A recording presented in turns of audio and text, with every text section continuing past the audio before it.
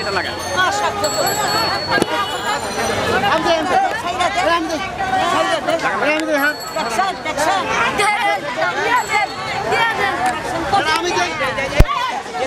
বাংলাদেশ স্বাধীন সোনার স্বাধীন বাংলাদেশ ভিক্ষা করতে এসে চলছে মারামারি তাও আবার কঠিন পরিবেশ যে পরিবেশের মানুষগুলো হয়তোবা এভাবেই প্রতিদিন 2 টাকার নেশায় এভাবেই হয়তোবা প্রতিদিন চলছে ঝগড়া জানলে অবাক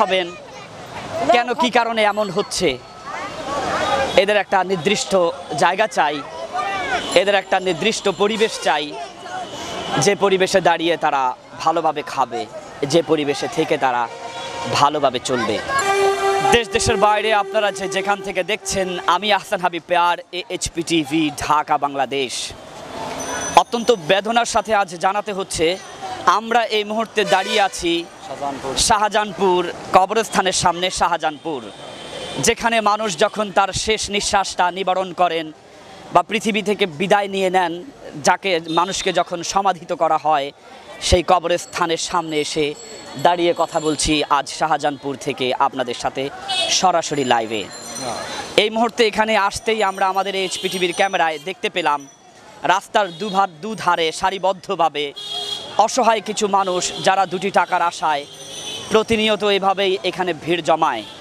কখনো কখনো তাদের সাথে হয় ঝগড়া একে অপরের সাথে ঝগড়া করে ফেলেন এখানে বসার জন্য আর নিয়ন্ত্রণ রক্ষীরা অল টাইম এখানের মধ্যে হাতে একটা ছোট্ট লাঠি রেখেছেন যে লাঠি দিয়ে নিয়ন্ত্রণ মেনটেন করতে হয় চলুন বন্ধুরা আমরা এই শাহজাহানপুর কবরস্থান থেকে এখানে যিনি নিরাপত্তা রক্ষী হিসাবে আছেন তার কাছ থেকে জানতে চাইব আজকে শবে বরাত পবিত্র রজনী এই রজনীতে এখানে এতগুলো মানুষ জড়ো হয়েছে কেন আজকে শবে বরাতের রাত এই রাতটি প্রতিটি মুসলমানের জন্য একটি গুরুত্বপূর্ণ একটি রাত তো আমরা এখানে এসে দেখলাম রাস্তার দুধারে অনেকগুলো মানুষ দাঁড়ানো বা এরা ব্যাগ নিয়ে বসে আছে কিসের আশায় এরা এখানে এসছে বা এটা কি এখানে আসছে 2 টাকার জন্য এরা আচ্ছা এখানে কবরস্থান শাহজাহানপুর কবরস্থান এখানে অনেক গণ্যমান্য ব্যক্তি আসে কবরস্থান জিয়ারত করতে বাপ মার ছেলে মেয়ের অনেকেরই কবরস্থান একে জায়গায় কিন্তু এটা জিয়ারত করে যাওয়ার সময় ফকির মিসকিনকে 2 টাকা দিয়ে গেলে মনটায় হয়তো একটু শান্তি পায়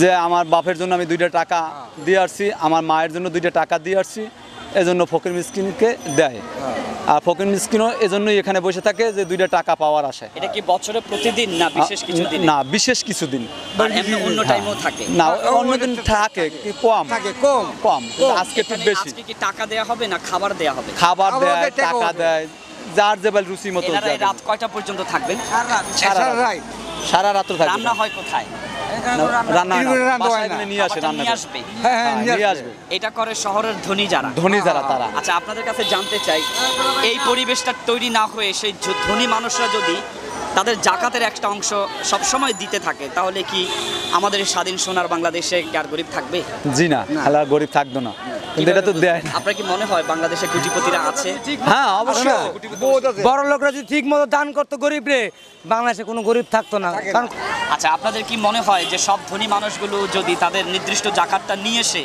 এই গরিবদের মাঝে বিলায় দেয় ভালো গরিবের ভালোভাবে চলতে খাইতে দিন দিলে পরে দেশের দুঃখ মুছে যাবে 1 বছর ঠিক মতো দিলে মন দুঃখ যেতে যাবো দুঃখ থাকবে না ভাই বলেছেন মাত্র 1 বছর ধনীদের তার সবগুলো টাকা যদি আল্লাহর রাহে নির্দিষ্টভাবে জাকাত আদায় করে নেয় তাহলে এই স্বাধীন সোনার বাংলাদেশে আসলেই আর কোনো দিন গরিব বলতে কোনো শব্দ থাকবে না তাহলে আপনাদের কাছে আমাদের AHP TVর ক্যামেরায় এই গরিব মানুষগুলো রাস্তার দুধারে না থাকুক এরা থাকুক আপনার আর আমার বাড়ির আঙিনায় থাকুক আমাদের বুকের মাঝখানে চলুন বন্ধুরা কিছু ফুটেজ আমরা আজ গরিবদের সাথে কথা বলে রাস্তার দুধার থেকে আপনাদেরকে সরাসরি ভিডিও বার্তায় দেখাচ্ছি চলেন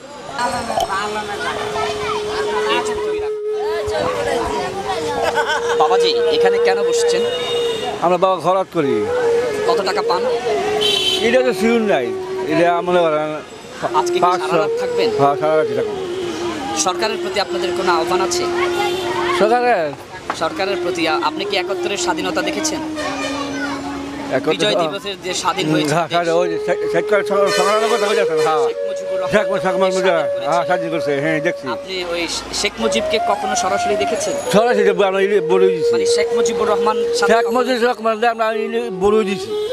শেখ মুজিবুর রহমানকে রহমান ভোট দিয়েছে, শেখ আসলে শেখ বলে দিয়েছে। আপনি শেখ মুজিবুর রহমানকে ভোট দিয়েছেন? ভোট দিয়েছি। আপনি কি শেখ মুজিবুর রহমানকে কখনো ছুঁয়ে দেখেছেন, মানে এভাবে ধরেছেন বা এভাবে খুঁজে না পেয়েছেন? না, আমরা তো মনে করেন আমরা তো ধরি না, মনে করেন আমরা সরাসরি আমরা করে প্রস্তাব করে যাই। এমন দু চোখে দেখেছেন? দুই লোকের দেখেছে সরাসরি দেখি। এবং সব সময় ভোট ওনাকেই দিয়েছেন? হ্যাঁ দিচ্ছি। আচ্ছা, ওনার প্রতি আপনার ভালোবাসাটা একটু প্রকাশ করবেন? হ্যাঁ ভালোবাসা না হলে মনে করেন যে একটা ভালোবাসা আছে, মনে করেন ভালোবাসা না বলতেছে পুরা বিষয় আছে, পুরা ভালোবাসা। শেখ মুজিবুর রহমান যে একটি নাম সারা পৃথিবীতে আজ স্বর্ণাক্ষরে লেখা রয়েছে। আজ এখানে শাহজাহানপুর কবরস্থানের সামনে কিছু মানুষ শবে বরাতকে কেন্দ্র করে ওনারা ভিক্ষা করতে এসেছেন। জানতে চেয়েছিলাম শেখ মুজিবুর রহমানকে আপনি কি চিনেন বা দেখেছেন? তখন তিনি বুক ফুলিয়ে বুক ফাটিয়ে বলেছেন, আমি অনেক বেশি ভালোবাসি, আর ভালোবাসি বলেই শেখ মুজিবুর রহমানকে আমরা ভোট দিয়েছি। এবং এখনো পর্যন্ত শেখ মুজিবুর রহমানকে শেখ মুজিবুর রহমানের শ্রেষ্ঠ কন্যা, জাতির কন্যা শেখ হাসিনাকে এখনো পর্যন্ত ভোট দিয়ে যাচ্ছেন। শ্রোতামণ্ডলী, দেশ দেশের বাইরে যারা দেখছেন, এরই নাম ভালোবাসা। ছোট্টবেলা থেকে, আজ আপনার বয়স কত হবে? আমার বয়স 70 এবং ছোট্টবেলা থেকে আজ 70 বছর পর্যন্ত তিনি ভালোবাসছেন শেখ মুজিবুর রহমানকে। তিনি এখনো ভালোবাসেন শেখ মুজিবুর রহমানের শ্রেষ্ঠ কন্যা শেখ হাসিনাকে। এখনো পর্যন্ত তিনি ভোট দিচ্ছেন শেখ হাসিনাকে। আওয়ামী লীগকে ভোট দিয়ে আজও হৃদয়ের কোণে জায়গা দিয়ে রেখেছেন শেখ মুজিবুর রহমান পরিবারকে। এই পরিবারকে ভালোবেসে আগলে রেখেছেন বুকের মাঝে। আজ তারা রাস্তার ধারে অনাহারে কাতরাচ্ছে।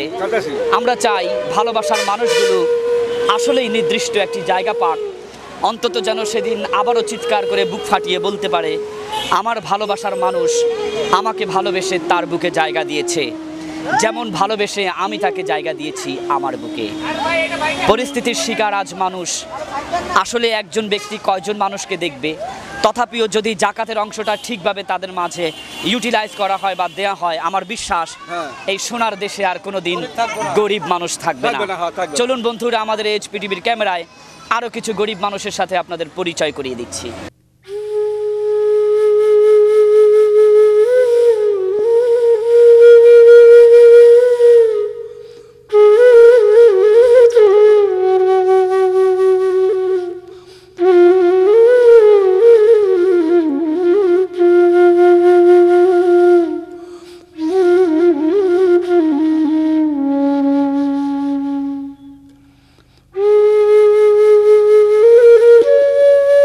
আপনারা এখানে কি জন্য আসছেন? পয়সা উঠাইতে। কত টাকা পাবেন এখানে? এখানে বসে আছেন আজকে কটা পর্যন্ত থাকবেন? জানি না। মানুষ আজ রাস্তার ধারে। আপনারা এখানে খাবেন কি? জানি না। জানেন না কি খাবেন তা জানেন না। বড় অস্বস্তি লাগছে আমার এখানে, বড় অস্বস্তি, মানে বলতে গেলে আমি দুর্গন্ধ অনুভব করছি, কষ্ট হচ্ছে আমার। তথাপিও একটি মিনিট এনাদের মাঝে থেকে, গরিবদের মাঝে থেকে নিজেকে অনুভব করছি। আসলে এই জায়গাটা যদি আজ আপনি থাকতেন বা আপনার মতো একজন ধনীর ছেলে সেখানে বসতো, আপনার অবস্থাটা কি হতো? যারা এসি ছাড়া ঘুমাতে পারেন না, তারা একটা মিনিট এনাদেরকে ভাবেন বা আমাদেরকে ভাবেন। গরমের জ্বালায় ভিতরটা জ্বলে যায়, হৃদয়ের কলিজা জ্বলে পুড়ে আঙ্গার হয়ে যায়, শুধু একটি আশায়, এই মানুষগুলো যেন ভালো থাকে, এরা যেন এদের অধিকারটা ঠিকভাবে পায়। আমার দেশে আমরা কোনো গরিব মানুষ দেখতে চাই না। চলুন বন্ধুরা, আরও একটি পরিবেশে আপনাদেরকে নিয়ে যাই, যা আজকের এই দিনে পবিত্র রজনীতে রাস্তার ধারে গুটিয়ে বসেছেন লাখো জনগণ, যাদের একটাই পরিচয়, অনাহারে কাটায় রাত, যাদের নির্দিষ্ট কোনো ঠিকানা নেই। বাবাজি, আপনারা দুজন দাড়ি পাকা মুরব্বী, এই সময় আপনারা বাসায় গিয়ে ঘুমাবেন, আরামে এসির নিচে থাকবেন। এখানে একেবারে জীর্ণশীর্ণ অসহায়ের মতো বসে আছেন কেন? বাবা পেটটা তো আছে, পেট আছে না, পেটটার কি দেবো? পেটকে কি দিবেন? পেটের কি দেবো? বাসা তো খালি ঘুম পারবো। পেটের ভিতর কি দেবো? আমার তো আর হাল করবো না। কতদিন থেকে আমার তো হাল করবো না, জমা দেবেন নাই, আমার তো পা ভাঙা, কি করবো? পাটা ভাঙা।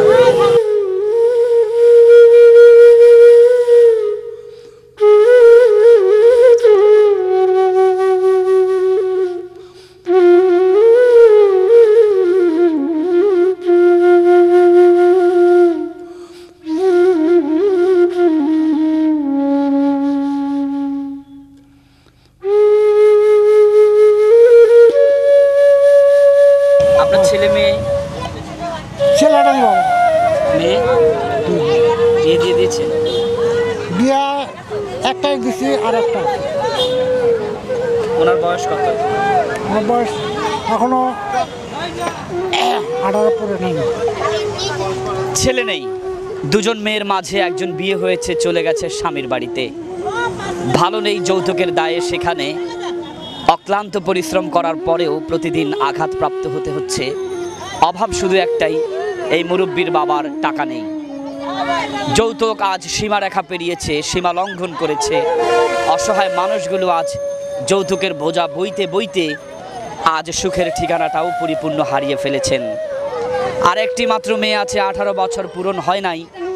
দু চোখের স্বপ্ন, কবে কিভাবে কার কাছে সবচেয়ে শ্রেষ্ঠ ধন নিজের ছোট্ট মেয়েটাকে কার হাতে তুলে দিবে। যখনই চিন্তা করে তার সন্তানটাকে কারো হাতে তুলে দিবে, তখনই ভয় এসে যায় বুকে, না জানি কখন যৌতুকের চাপ ঘাড়ে এসে পড়ে। যৌতুক এদেশ থেকে নিপাত যাক, যৌতুক একটি ভাইরাস। আমরা আমাদের এই পৃথিবীর ক্যামেরায় জানিয়ে দিতে চাই, যৌতুককে আপনারাও না বলুন। চলুন বন্ধুরা, আরও কিছু ফুটেজ আপনাদেরকে দেখাচ্ছি ঢাকা শাহজাহানপুর থেকে। কথা হচ্ছে আপনাদের সাথে।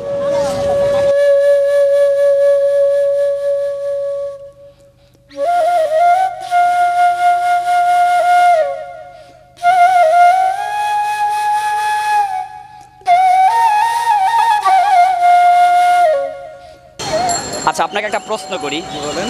এটা কার জন্য এনেছেন? এই যে গরিবদের জন্য। আপনি কোথায় থাকেন? আমি শাহজাহানপুর থাকি। এখানে আপনার কে থাকে? আমার বাবা মা সবাই থাকে। আপনার বাবা পাঠিয়েছেন না? জি। কিসের আশায়?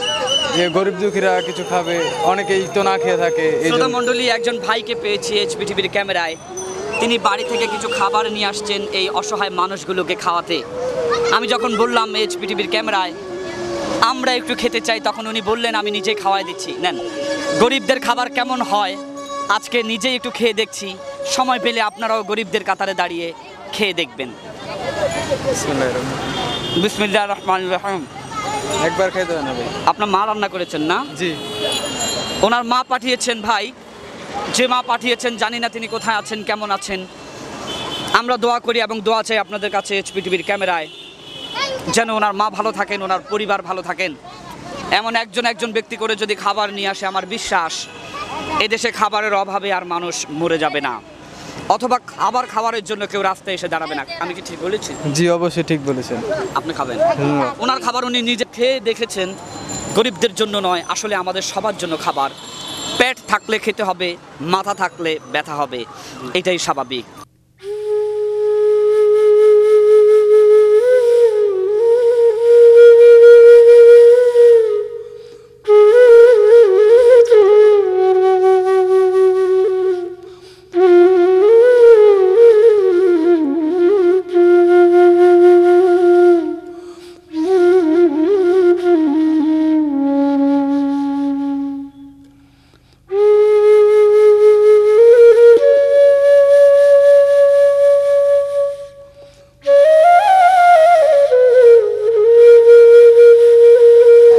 আজকের এই পবিত্র রজনী শবে বরাত আমরা এসেছি শাহজাহানপুর একটি কবরস্থানকে কেন্দ্র করে। এই জায়গাটায় প্রতিদিন ভিড় জমান হাজারো ছোট ছোট গরিব পরিবারের সন্তান অথবা গরিব পরিবারের বড় বাবারা। এখান থেকেই প্রতিদিন কিছু টাকার আশায় অথবা পেটে খাবার জুড়াবে এজন্য প্রতিদিন একটা চাতক পাখির মতো তাকিয়ে থাকেন কখন কে জানি খাবার বা টাকা নিয়ে আসেন। যদি কোনো বড় লোক বাবু ধনের দুলালরা এই পথে আসেন গাড়ি নিয়ে, ওই গাড়িটা সবাই গ্রাউ করে ফেলে শুধুমাত্র 2টি টাকার আশায়। যারা কোনো দিন চুরি করে না, যারা কোনো দিন ধোকা দেয় না, যারা কোনো দিন সুদ ঘুষ বা লাঞ্ছিতবাজি করে না, তারা আজ রাস্তার ধারে। আর যারা কলমের খোঁচায় শিক্ষিত মানুষগুলো মানুষকে ঠকিয়ে একের পর এক তালা বানিয়ে নিচ্ছেন, তারা নিশ্চয়ই আজ সুখে আছেন, শান্তিতে আছেন। অথচ যাদের দ্বারা চলছে দেশ, যাদের ঘাড়ে চেপে আমি পথ চলছি, যাদের রিক্সা বা গাড়িতে চড়ে আমি আমাকে শান্তি দিচ্ছি, তারা আজ অনেকটা অবহেলায়। এই অবহেলিত মানুষগুলো সুখে থাকবে এই প্রত্যাশা করেছেন দেশের বাইরে থেকে বিনদেশী সবাই। আপনারা এগিয়ে আসবেন এই প্রত্যাশায়, এই মানুষগুলো ভালো থাকবে এই প্রত্যাশায়। এদেশে গরিব থাকবে না। ধনীদের জাকাতের সবগুলো টাকা যদি এদের মাঝে প্রপার ইউটিলাইজ করা হয়, তাহলে হয়তোবা এই মানুষগুলো একদিন সঠিকভাবে তাদের নির্দিষ্ট ঠিকানা পাবে।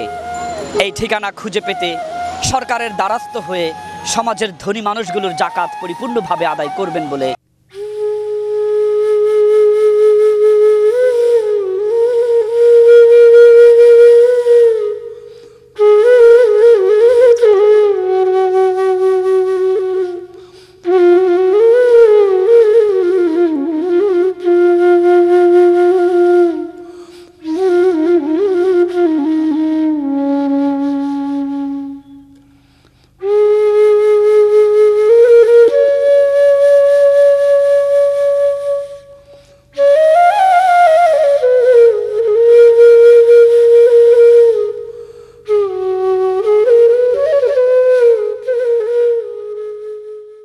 এভাবেই যদি প্রতিটি ব্যক্তি তার নিজের পকেটের টাকাগুলো প্রপার ইউটিলাইজ করে দিয়ে দেয়, আমার সোনার দেশে আর গরিব থাকবে না বলে আমার বিশ্বাস। এইচপি টিভির ক্যামেরায় ফুটেজটি আপনাদেরকে দেখাতে আমরা বাধ্য হয়েছি।